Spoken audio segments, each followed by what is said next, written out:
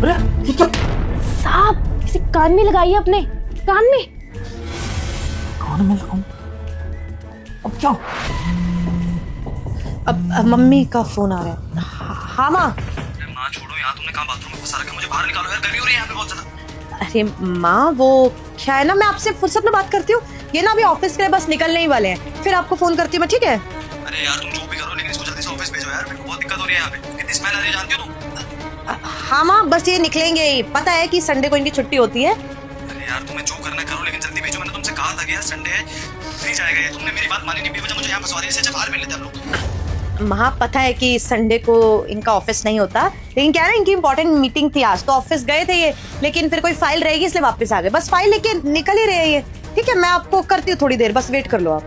जल्दी भेजो अपने पति को यार, मेरा दिमाग खराब हो रहा है यहाँ पे। हाँ माँ हाँ। कांता, जी साहब। ऊपर क्या कर रही हो तुम? साहब ये साफ कर रही थी थोड़ा सा, हो गया अब तो? हो गया जो साफ करना। चलो कुछ और साफ करो, चलो उतरो ऐसे। ठीक है साहब, मैं रूम साफ कर देती हूँ। हाँ हाँ जाओ जाओ।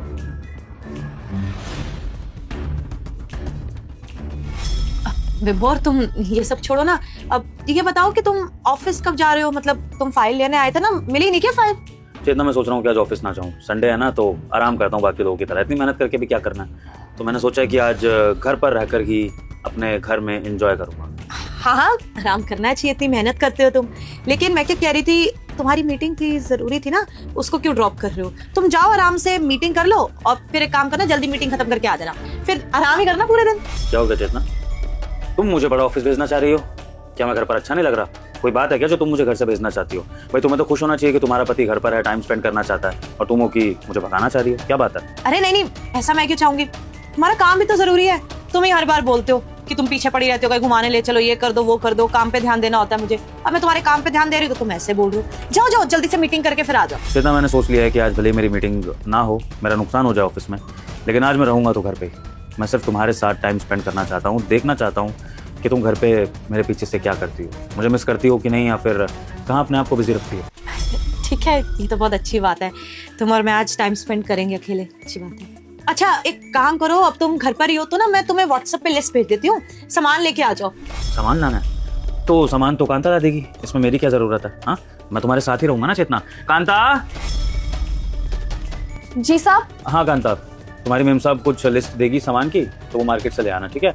अब मेरे को लाने को कह रही है, मैं कहाँ जाऊंगा इतनी दूर में, तुम ले आना, तुम एक्सपीरियंस तो आई सामान लाने का। ठीक है, मैं ले आऊंगी। नहीं कांता, तू मत जा। अरे आप चाहिए ना, उसको क्यों भेज रहे हैं? वो क्या ना, मैं पेस्टो पास्ता बनाने की सोच रही हूँ, तो पेस्टो सॉस लगेगी, बेसन लगेगा, zucchini वगैरह इतनी सारी चीजें लगेगी। कहाँ पढ़ी लिखी, इसको क्या पता, ये चीजें लेके नहीं आएगी। अरे zucchini की जगह खीरा उठा के लेके आ जाएगी, तो पास्ता खराब हो जाएगा ना। मैंने सोचा अब संडे है, तुम घर पर हो, कुछ स्पेशल बनाते हो तुम्हारे लिए, तो तुम ही जाके सामान ले आओ ना प्लीज। अरे मालकिन, आपने तो मुझे बिल्कुल ही गवार समझ लिया। अरे 10वीं पास हूँ मैं, आप लिख के दे दो ना, मेरे को क्या लाना है मैं ले आऊंगी। और जुकीनी में और खीरे में तोरई में फर्क मालूम है मेरे को, आप लिख के दो, मैं लेके आती हूँ। पिलाओ। चुप कर, से बात करिए, मैं अपने पति से बात कर रही हूँ ना, मैं लेके आ जाती हूँ। बस हर बार का ही है इसका, करके काम खत्म हुआ नहीं है, बाहर जा रहे हैं बस बस आवारागर्दी करके आएगी। अरे टाइम वेस्ट करेगी और कुछ नहीं।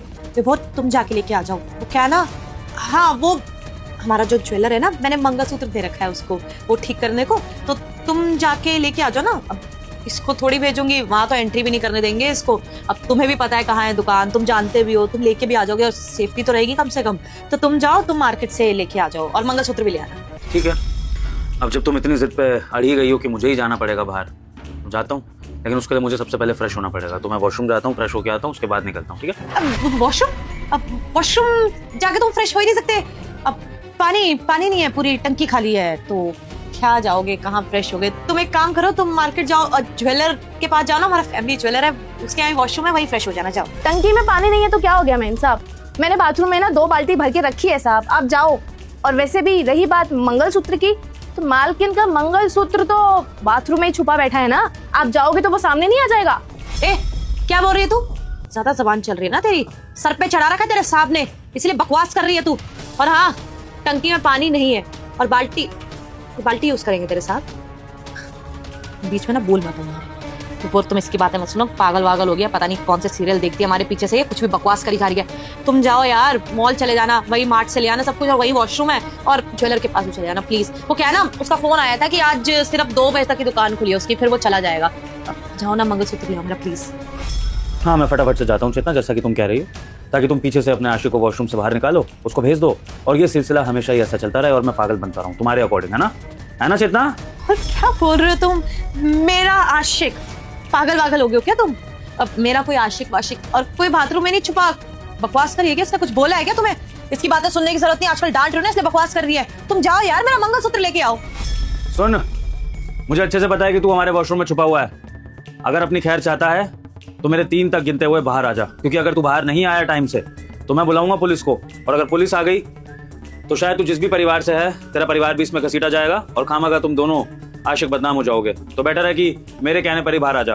मैं 3 तक गिनूंगा, बस 1 2। मैं बोल रही हूँ ना विभोर, कोई भी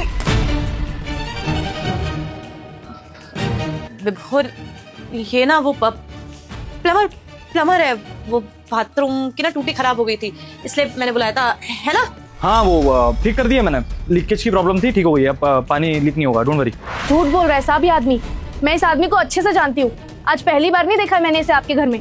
जब मेम साहब आपको सुबह सुबह ऑफिस भेज देती है ना, पीछे से फोन करके बुलाती है इस आदमी को, और अगर आप अभी ऑफिस में होते ना तो ये दोनों सामने वाले कमरे में होते, और मुझे तो मेम साहब मना कर देती है कि काम खत्म कर और सीधे चली जा अपने घर, छुट्टी कर देती है मेरी।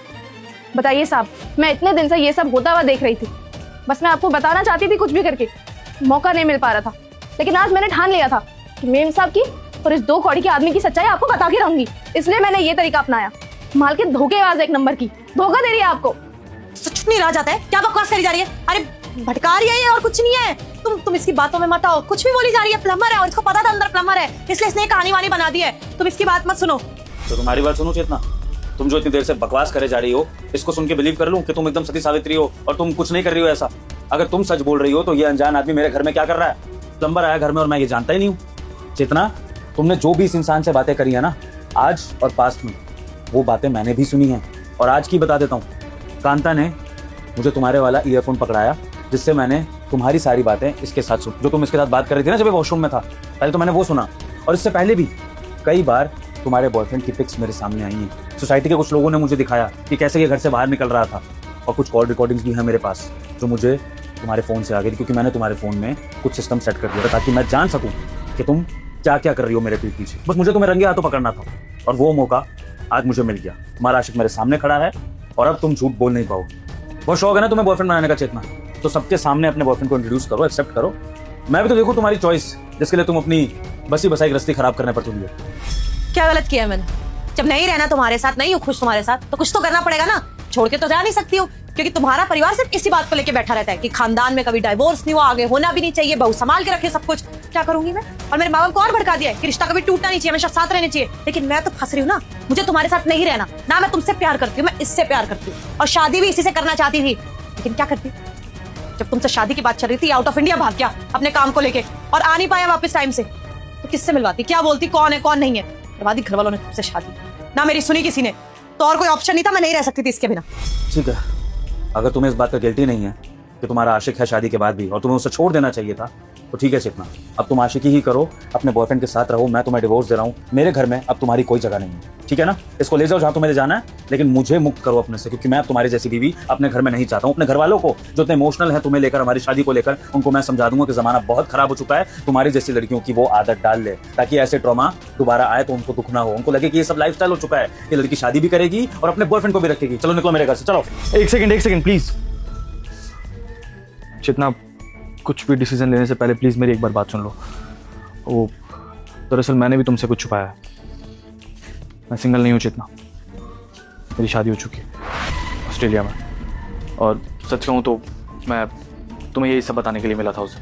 मुझे लगा था कि तुम्हारी शादी हो गई है और मेरी भी अलग हो चुकी है, तो शायद तुम मूव ऑन कर चुकी होगी, लेकिन तुमने जिस तरीके से मुझसे बात की, मुझे भी तुम्हारे मेरे बीच के वो मोमेंट्स याद आ गए, और मैं तुम्हें नहीं बता पाया ये सब। लेकिन सच कहूँ तो मुझे लगा था कि मैं तुम्हें ये सब बता दूंगा, क्योंकि सच कहूँ तो चेतना, तुम सिर्फ और सिर्फ मेरा पास्ट और कुछ भी नहीं। मैं प्यार अपनी बीवी से करता हूँ, मेरा अच्छा खासा परिवार है, और तुम्हारा पति भी बहुत अच्छा है। मुझे लगता है कि वो तुम माफ़ कर देगा चेतना। मुझे ऐसा लगता है कि हम दोनों को ही आगे बढ़ जाना चाहिए अब। देखो, मेरे से सिर्फ इतनी सी गलती हुई है कि मैंने तुमसे इतनी बड़ी बात छुपाई, उसके लिए आई एम सॉरी, लेकिन तुम्हारे लिए मैं अपने परिवार को नहीं छोड़ सकता, और मुझे भी ऐसा लगता है कि तुम्हें भी अपने परिवार को नहीं छोड़ना चाहिए।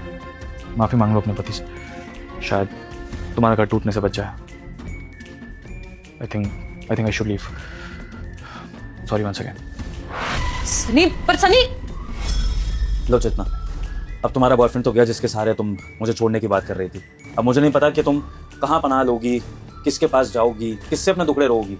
अगर तुम्हारे माँ बाप तुम्हारे इस गलत में साथ दे सकते हैं तो बेशक अपने मायके भागो, बाकी इस घर में तुम्हारे लिए कोई जगह नहीं है। तो प्लीज़ वो माफ़ी वाला ड्रामा मेरे साथ मत करना, क्योंकि माफ़ी तुम्हें मिलेगी नहीं, क्योंकि मुझे तुमसे बात ही नहीं करनी है। और तुमने खुद तुमने बोला है कि तुम इस शादी से नफरत करती हो, तुम्हें अपने बॉयफ्रेंड से प्यार था, तुम उसके पास जाना चाहती थी, और ये बात कांता ने भी सुनी है। तो प्लीज़ अब अपनी बातों से पलटना मत, निकलो मेरे घर से, चलो। देखो चेतना, जो बात करनी है ना कोर्ट में कर लेंगे, लेकिन यहाँ रहकर मेरा दिमाग मत खराब करो, इससे पहले कि सोसाइटी के लोगों को बुलाकर तुम्हारी बदनामी कराऊं। चलो निकलो यहाँ से। कांता, कोशिश करने के बाद घर के बाहर ना आ जाए, मैं अपने आप ये सब हैंडल कर लूँगा, ठीक है? कोई बात नहीं साहब, आप परेशान मत होना। बस मैं चाहती थी कि आपको आपकी बीवी की सच्चाई पता चल जाए। मैं बाहर किसी को कुछ नहीं बोलूँगी। थैंक यू सो मच मुझे सच्चाई का पता लगवाने के लिए। तुमने अपना फर्ज निभा दिया है। फिलहाल के लिए तुम्हारी भी छुट्टी है, तुम जाओ। जब काम पे वापस आना होगा मैं बता दूँगा, तुम जा सकती हो। ठीक है साहब, मैं जाती हूँ फिर घर। हो गया मैडम, 1000 रुपये हो गए आपके। क्या 1000 रुपए? भैया पागल हो क्या? 2 तारे जोड़ी आपने, उसके 1000 रुपए, ज्यादा 100 रुपए बनते हैं, वो लो और जाओ। अरे मैडम जो बनता है ना वही मांग रहा हूँ, जायज पैसे मांग रहा हूँ। 1000 रुपये बनता है, 1000 रुपये दे दो मेरे। भैया मैंने बहुत अच्छे समझ, आपको दिख रहा है सामने लेडीज खड़ी है, इसको क्या ही पता होगा बिजली का। बोल देता हूँ इतने पैसे लगते, लेके चला जाऊंगा। देखिए भैया, जितने बनते उतने ही दूंगी मैं। अरे 2 मिनट भी नहीं हुए आपको, 2 मिनट में आप 1000 रुपए लेके चले जाओगे क्या? 2 तारे ही जोड़िए, उसके 100 रुपए बनेंगे बस। अरे मैडम आपको 2 तार दिखाई दे रही है, ये नहीं देख रही मेरी जान का रिस्क कितना है इसमें, अगर मुझे कुछ हो गया फिर? अरे भैया प्लीज ये इमोशनल ड्रामा मत करो आप। आपको क्यों ही कुछ होगा? आपको पता है कौन सी तार कहाँ जाती है, कैसे फिक्स होती है, तो आपको कुछ नहीं होने वाला था। और 2 मिनट में करा है, ठीक है। आपको कम लग रहे हैं, ज्यादा बहस मत करो। 200 ले लो, लेकिन उससे ज्यादा नहीं दे सकती भैया मैं। 2 मिनट के काम के 1000 रुपए दे दूंगी क्या अब मैं?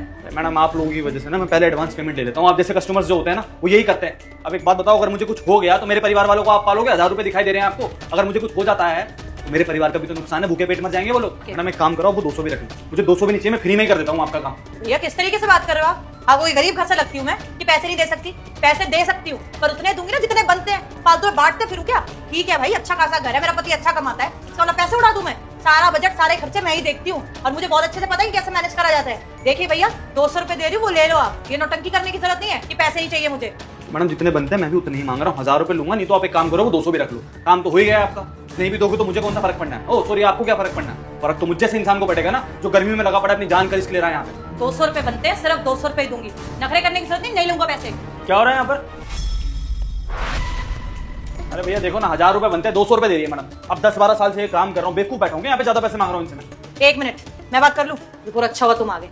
ये देखो, इलेक्ट्रिशियन लड़की देख के ठगने की कोशिश कर रहा है। इसको लग रहा है लेडीज है, इसको कुछ पता तो है नहीं बिजली का। छोटा सा काम किया है इसने, 2 तारे जोड़ी हैं। इसको यहाँ आए हुए भी पूरे 10 मिनट नहीं हुए अभी तक, और इतने से काम के ये 1000 रुपए मांग रहा है। अब तुम ही बताओ, तुम्हें तो इन सारी चीजों का पता है ना, तो तुम बताओ कितने बनते हैं? मैं तो 100 बोल रही थी, इतनी चिक चिक करा तो सोच रही हूँ 200 दे दूं, लेकिन इससे ज्यादा नहीं देने बनते। बताओ तुम इसे।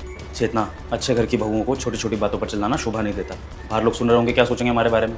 शांत हो जाओ, ठीक है? मैं इनसे बात करूंगा। कितने पैसे हुए भैया आपके? भैया 1000 रुपए बन रहे हैं, दे दोगे तो बढ़िया हो जाएगा। 1000 ये लो। 1000 रुपए क्यों दे रहे हो? अरे ठीक है, मेरे को ऐसे गुस्सा नहीं करना चाहिए, लेकिन तुम भी तो समझो, बजट देख के चलना होता है। और पैसे देने से मुझे प्रॉब्लम नहीं है, लेकिन जितने बनते उतने दूंगी ना। 1000 रुपए थोड़ी बनते हैं। तुम भी देखो फालतू में पैसा उड़ाए जा रहे हो। जितना प्यार से तुम्हें कोई बात समझ में नहीं आती है? जब मैं उनको पैसे दे रहा हूँ अपनी जेब से, अपनी कमाई के, तो तुम्हें क्या दिक्कत हो रही है? तुम्हारी पॉकेट मनी में से तो नहीं कट रहे हैं ना? अब शांत रहो, एकदम कुछ मत बोलना। अब सॉरी भैया, ये लीजिए आपके 1000 रुपये। आप भी तो समझदारी वाली बात कर रहे हो ना भैया, फालतू आधे घंटे से बहस करने में लगी हुई मैडम। ये ठीक हो गया ना भैया? हाँ भैया चिंता मत करो, बाकी कोई दिक्कत आएगी तो गारंटी है पूरी 3 महीने की है ना, करा लेना मुझसे। थैंक यू भैया। और क्या है ये? अरे एक इलेक्ट्रिशियन के सामने बेइज्जती कर रहे थे तुम मेरी, सुनाने पे आ गए थे। अरे मैं गलत क्या बोल रही थी? 2 मिनट के काम के मैं 1000 रुपए थोड़ी दूंगी, 200 रुपए दे तो रही थी, और तुम मुझसे ही लड़ रहे हो। अरे अपनी बीवी की साइड कभी तो ले लिया करो। मैं इस घर का बजट देखती हूँ ना, तो मैं सही सही बोल रही थी उसे, लेकिन नहीं, तुमने उसके सामने मुझे चुप करा दिया। इंसल्ट हुई, ऊपर से इतने फालतू के पैसे लेके चला गया। कौन सही है कौन गलत, इसका फैसला हम आराम से बात करके करेंगे। यहाँ चिल्लाओ मत, ठीक है? चलो उधर बैठो, बात करते हैं इस बारे में। आओ चलो। हाँ चेतना, अब बताओ तुम्हारी क्या प्रॉब्लम है? उस बिजली वाले को 1000 रुपए देने में इतनी क्या दिक्कत आ रही थी तुम्हें कि तुम चिल्लाने लग गए लिटरली? बिफोर उसके 1000 रुपए बनते ही नहीं थे। अरे घर के अंदर आया, बोर्ड देखा, 2 तारे इधर उधर करी, और 10 मिनट तेरा 10 मिनट में बोलता है कि 1000 रुपए चाहिए। अरे 10 मिनट के 1000 रुपए दूंगी क्या मैं? ठीक है विभोर, माना कि इस घर में कमा के तुम लेके आते हो, तुम डिसाइड करोगे कहाँ पैसे जाने चाहिए कहाँ नहीं, लेकिन घर का बजट तो मैं संभालती हूँ ना, वो रिस्पॉन्सिबिलिटी मेरे हाथ में, तो मुझे डिसीजन लेने देते। ठीक है कि तुम अच्छा कमाते हो, हमें ऐसे चिंदी चोरी करने की जरूरत नहीं है, लेकिन फिर भी इसका मतलब ये थोड़ी है कि फालतू में कहीं भी पैसे उड़ा देंगे। जहाँ जरूरी है, जितना बनता है उतना ही देंगे ना। अब 10 मिनट के मैं उसे 1000 रुपए दूंगी तो हमारा ही नुकसान है ना। या तो ऐसा होता कि 1-2 घंटे का उसका काम हुआ है तो मैं दूं भी 1000 रुपए कि हाँ बंदे ने मेहनत करी है, लेकिन 2 तार इधर से उधर करी, वो मेहनत होगी क्या उसकी? अरे थोड़ी सी देर का काम किया उसने, उसके लिए इतने पैसे मांग रहे हैं। अब बताओ, ऐसे 5-5 मिनट सबके घर जाता होगा, कितने पैसे कमा लेता होगा, फिर भी इतनी बहस कर रहा था मुझसे, और उसके सामने तुमने मुझे डांट दिया। मेरी भी रिस्पेक्ट चलेगी ना उसकी नजरों से। तो तुम्हारे अकॉर्डिंग उसने अपना काम बहुत जल्दी फिनिश कर लिया, इसलिए उसके पैसे इतने नहीं बनते, ठीक है? यही मुद्दा है? एग्जैक्टली। चलो ठीक है, तो फिर मैं तुम्हें एक कहानी बताता हूँ। कहानी क्या है, एक फिल्म की स्टोरी है। मैंने बचपन में एक फिल्म देखी थी, पुरानी फिल्म है। तो उस कहानी में ये होता है कि एक फैक्ट्री में एक बहुत बड़ी मशीन होती है, जिस मशीन से पूरी फैक्ट्री कनेक्टेड होती है, और उस मशीन में आ जाती है एक दिन प्रॉब्लम। तो अब मालिक परेशान, सारे वर्कर परेशान, क्योंकि अगर वो मशीन ठीक नहीं हुई तो फैक्ट्री का काम रुकेगा, और अगर फैक्ट्री का काम रुकेगा तो मजदूरों की दिहाड़ी जाएगी, मालिक का नुकसान होगा। तो मालिक ने इंजीनियर्स बुलाए, और तुम यकीन नहीं मानोगे चेतना, उसमें क्या दिखाया जाता है कि अच्छे से अच्छे टॉप लेवल के इंजीनियर्स भी उस मशीन को ठीक नहीं कर पाते। अब मालिक परेशान, उसको समझ नहीं आ रहा कि भैया मशीन में ऐसी कौन सी परेशानी हो गई जो कोई भी इंजीनियर उसको ठीक नहीं कर पा रहा है। फिर अचानक से वर्कर्स की भीड़ में से ना एक बूढ़े से बाबा निकल के आते हैं, करीबन 70-75 साल के, और वो आकर बोलते हैं, साहब मैं इस मशीन को ठीक कर दूंगा, लेकिन मुझे इसके बदले 30 लाख रुपए चाहिए। अब सब हैरान, फैक्ट्री का मालिक भी हैरान। वो सोच रहा कि भैया ऐसा क्या करोगे तुम जो 30 लाख रुपए मांग रहे हो? पर फैक्ट्री के मालिक के पास कोई ऑप्शन तो था नहीं, मशीन ठीक करनी बहुत जरूरी थी। तो फैक्ट्री के मालिक ने कहा ठीक है भाई, दाव खेल के देख लेते हैं। उन्होंने कह दिया ठीक है, 30 लाख मैं आपको दे दूंगा, मशीन ठीक करके दिखा दो। तो बूढ़े बाबा आए, उन्होंने एक हथौड़ा मारा और मशीन हो गई ठीक। पूरी फैक्ट्री का काम फिर से चालू हो गया। अब जब बाबा ने अपने काम के पैसे मांगे 30 लाख रुपए, तो मालिक ने कहा कि बाबा आपने मशीन ठीक कर दी, बहुत अच्छी बात है, लेकिन मैंने तो सोचा भी नहीं था कि आप मशीन इस तरह से ठीक कर दोगे, बस एक हथौड़ा मार के। मुझे लगा कि मशीन में इतनी बड़ी खराबी हुई है, इंजीनियर लोग ठीक नहीं कर पा रहे, तो आप तो पता नहीं क्या कुछ ही करोगे इसमें, लेकिन आप बस एक हथौड़ा मारने के 30 लाख रुपए ले रहे हो, क्यों? तो बाबा ने ना एक ऐसा जवाब दिया जिसे सुनकर सब के सब चुप हो गए। और वो जवाब ये था चेतना कि बेटा, ये हथौड़ा किस जगह पर किस तरह से मारना था, ये पैसे मैंने इस चीज़ के लिए हैं, और इस चीज़ को सीखने में मैंने अपनी ज़िंदगी के 50 साल दे दिए। जो बात यहाँ के यंग इंजीनियर्स को नहीं पता थी ना, वो मुझे पता थी मेरे तजुर्बे की वजह से, और उस तजुर्बे के लिए उन्होंने सारी ज़िंदगी लगा दी अपनी काम करते करते। तो जब उनको एक मौका मिला अपने तजुर्बे का इस्तेमाल करके पैसा कमाने का, तो उन्होंने उस दिन वो पैसा कमा लिया। और ये बात सुनने के बाद मालिक ने भी 30 लाख रुपए उनके हाथ में थमा दिए। तो अब इस स्टोरी से हमें क्या सीखने को मिलता है चेतना? कि हमें सामने वाले को देखकर ऐसा लगता है कि उसका काम बहुत आसान है, उसने इतनी आसानी से चुटकियों में ये काम कर दिया, इस काम में तो कुछ था ही नहीं, वो क्यों इस बात के पैसे मांग रहा है? लेकिन चेतना, किसी भी 2 मिनट के करे हुए काम के पीछे ना, हमें नहीं पता आदमी का 20 साल का एक्सपीरियंस भी हो सकता है। पहले उसने उस चीज़ के लिए पढ़ाई करी होती है, फिर वो फील्ड में उतरता है, इंटर्न बन के काम करता है, फिर धीरे धीरे पेड काम करने लगता है। और कोई भी काम करने के फायदे भी होते हैं, नुकसान भी होते हैं। इंसान अगर काम करने का पैसा कमाता है तो साथ साथ रिस्क भी होता है, जैसे कि बिजली वाला काम। अब तुम्हारे अकॉर्डिंग उस बंदे ने 2 तारे जोड़ी, 2 मिनट में उसका काम हो गया, लेकिन क्या चेतना के तारे हम जोड़ सकते हैं? अगर हम जोड़ सकते तो फिर बिजली वालों की दुनिया में ज़रूरत क्या थी? और अगर चेतना ये काम हम कर लें तो फिर दुनिया में बिजली वालों की क्या ही ज़रूरत है? और चेतना, रिस्क देखो इस काम में कितना है। एक तार अगर इधर से उधर हो गई, या फिर बिजली वाले ने चप्पल नहीं पहनी हो उस दिन, या फिर करंट का झटका उम्मीद से ज़्यादा तेज़ लगे, तो बिजली वाले की जान पर भी बात आ सकती है। तो वो बेचारा इतना इंपॉर्टेंट काम कर रहा है, इसके लिए अगर उसने 1000 रुपये मांग लिए तो क्या हो गया चेतना? चलो चेतना, मैं तुम्हें अपना एग्जांपल देता हूँ। मैं क्या काम करता हूँ? Financial consultant. मेरा काम क्या होता है चेतना? लोगों को उनके फाइनेंसिस को मैनेज करने के लिए सलाह देना। वैसे देखा जाए दूर से तो कुछ है नहीं इसमें। तुम कभी आओ मेरे ऑफिस, जब क्लाइंट मेरे से आके बात करता है, मैं उसको सलाह देता हूँ, उसको गाइड करता हूँ कि उसको अपने फाइनेंसिस का क्या करना है। तो दूर से देख के तुम्हें लगेगा विभोर तो बस 4 बातें कर रहा है, बातें करने के लाखों रुपए क्यों ले रहा है अपने क्लाइंट से? लेकिन चेतना, वो जो फाइनेंशियल सलाह मैं लोगों को देता हूँ ना, उसके पीछे मैंने पढ़ाई करी है, मैंने एक्सपीरियंस लिया है, खुद मार्केट में जाकर मैंने लोगों के साथ काम करा है, धूप में धक्के खाए हैं, तब जाकर मुझे ये समझ में आया है कि किस लेवल के कस्टमर को कहाँ पर अपने फाइनेंसिस को मैनेज करने के लिए पैसा लगाना चाहिए। और ये सही गाइडेंस जब मैं देता हूँ कस्टमर को, तो 90 to 95% कस्टमर को फायदा होता है। उनके फीडबैक्स आते हैं मेरे पास कि सर आपकी एक सलाह ने हमारी लाइफ बदल दी, अब हम अपने फाइनेंसिस को बहुत अच्छे से मैनेज कर पा रहे हैं। तो फिर इस हिसाब से तो किसी तीसरे बंदे को आकर मुझे भी टोक देना चाहिए कि भाई बातें करने के तुम इतने पैसे ले लेते हो। लेकिन ये बातें हर कोई नहीं कर सकता ना चेतना, क्योंकि मैंने इस चीज़ के लिए एक्सपीरियंस लिया है। तो मैं यही समझाना चाह रहा हूँ चेतना कि उसके काम की रिस्पेक्ट करो। चलो मैं तुम्हारे काम की बात कर लेता हूँ चेतना। हाउस वाइफ हो, क्या तुम्हारे काम की कोई कीमत लगा सकता हूँ मैं? कल को अगर तुम्हारे हाथ में 50-60 हज़ार रुपये, 1 लाख रुपये रख दूँ और कहूँ कि चेतना तुम्हारे काम की इतनी कीमत बनती है, और आज से अपने काम की ना मुझे अकड़ मत दिखाना, किसी भी चीज़ पे मुझे डांटना मत कि भाई रोटी ठंडी ये सब चीज़ें है ना, तुम्हें मेरी सारी बातें सुननी पड़ेंगी और तुम्हें काम भी ऐसे करना पड़ेगा कि मैं तुम्हें डांटता रहूँगा, तुम सुनती रहोगी, तुम बिल्कुल जवाब नहीं दोगी, ठीक है चेतना? पर ऐसा नहीं हो पाएगा, क्यों? क्योंकि हाउसवाइफ के काम की वैल्यू कोई नहीं लगा सकता है, ये बहुत इंपॉर्टेंट काम है, घर को चलाना, घर को संभालना। तो बस जैसे तुम्हारे काम की वैल्यू है, मेरे काम की वैल्यू है, वैसे ही उस बिजली वाले के काम की भी वैल्यू है, समझी? सही कह रहे हो तुम। हम लोग सिर्फ ये देख लेते हैं कि कितनी देर में काम हुआ, उतने ही पैसे देने चाहिए। और अगर कोई चीज़ कोई कम टाइम में करके दे रहा है तो उसके पीछे उसका तजुर्बा है। अब कोई नया इलेक्ट्रिशियन आता तो वो 2-3 घंटे तो फॉल्ट ढूंढने में लगा देता, लेकिन वो आया, उसको तुरंत फॉल्ट मिल गया और 2 मिनट में ठीक भी कर दिया उसने। तो ये उसका एक्सपीरियंस है, तभी उसने काम जल्दी कर दिया। सही करा तुमने उसको पूरे पैसे देके। और आज के बाद ना मैं ये पैसों के लिए चिक चिक नहीं करूँगी किसी से। सामने वाला मेहनत कर रहा है, उसके मेहनत के पैसे हैं, तो बिना चिक चिक के उसको पैसे दे दूँगी। गुड, चलो तुम तो समझ गई। अगर आप लोग भी हमारी वीडियो का संदेश समझ गए हों तो आपके पास जितने भी कोई काम करने वाले आते हैं, चाहे वो बिजली वाले हों या जिससे भी आप किसी भी तरह का कोई भी काम करा रहे हो, प्लीज़ हर किसी के काम की रिस्पेक्ट करें, किसी के भी काम को टाइम देखकर जज ना करें, क्योंकि हर बंदा उस काम को सीखने के लिए बहुत मेहनत करता है, बहुत एक्सपीरियंस लेता है। अगर वीडियो अच्छी लगी हो तो वीडियो को लाइक करें, शेयर करें और कमेंट सेक्शन में आप वीडियो कहाँ से देख रहे हैं ज़रूर बताएं। Thank you.